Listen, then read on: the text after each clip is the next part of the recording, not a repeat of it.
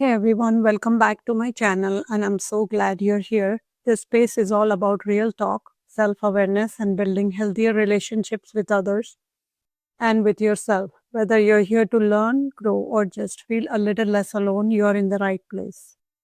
If you're someone who gives deeply, loves generously, and often puts others before yourself, this message is for you. Today, we are talking about overgiving and why something that looks loving on the outside can actually be quite loss of self respect on the inside. This isn't about blame or shame, it's about awareness, healing, and learning how to love without abandoning yourself. So, take a breath, settle in, and let's explore this together. There's a form of giving that looks like love, sounds like kindness, and feels like devotion, but quietly, slowly drains the soul.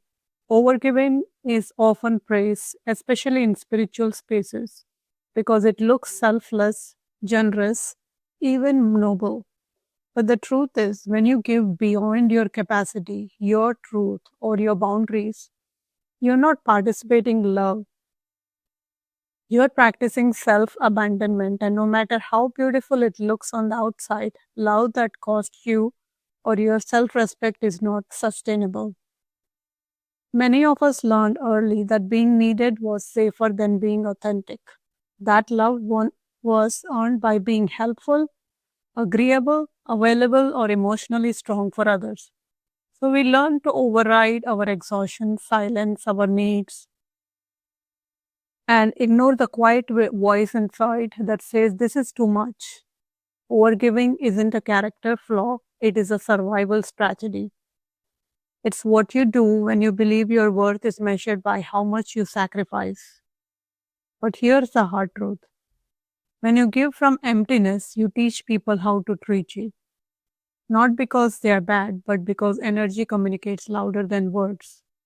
And when you constantly say yes while your body says no, you send the message that your boundaries are flexible, your needs are optional, and your presence is available at any cost. Over time, this erodes self respect not all at once, but in quiet moments of resentment, burnout, and emotional fatigue. True generosity comes from overflow, not obligation. When you give from overflow, there is a joy in it. There is a choice.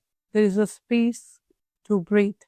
But when giving is driven by fear, fear of abandonment, fear of disappointing others, fear of being seen as selfish, it stops being love and starts being self betrayal. And self betrayal always comes with a spiritual cost. Self respect is the ability to stay loyal to yourself even when it is uncomfortable. It's the willingness to pause and ask, "Am I giving because I want to or because I'm afraid not to?" That pause is sacred. That pause is where healing begins.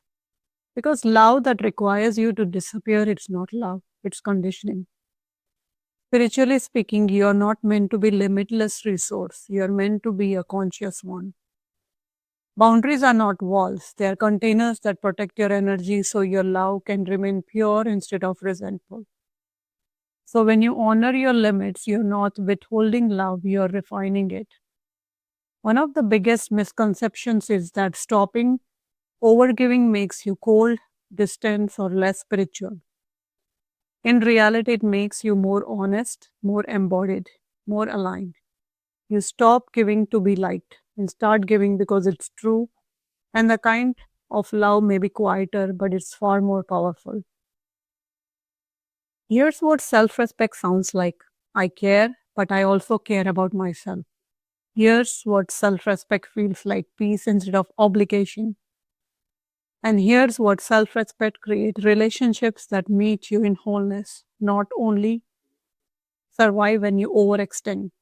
When you stop overgiving, some people may feel uncomfortable, not because you have changed for the worse, but because the dynamic has shifted, and that's okay. Growth often requires disappointing others so you can no longer abandon yourself. You're not here to prove your worth through exhaustion. You're not here to earn love through sacrifice. You're here to love from truth, not from fear. And the moment you choose self respect, your giving becomes cleaner, lighter, and more divine because it's finally includes you. So I'm just giving a little example of practicing this affirmation. I honor my energy and my limits.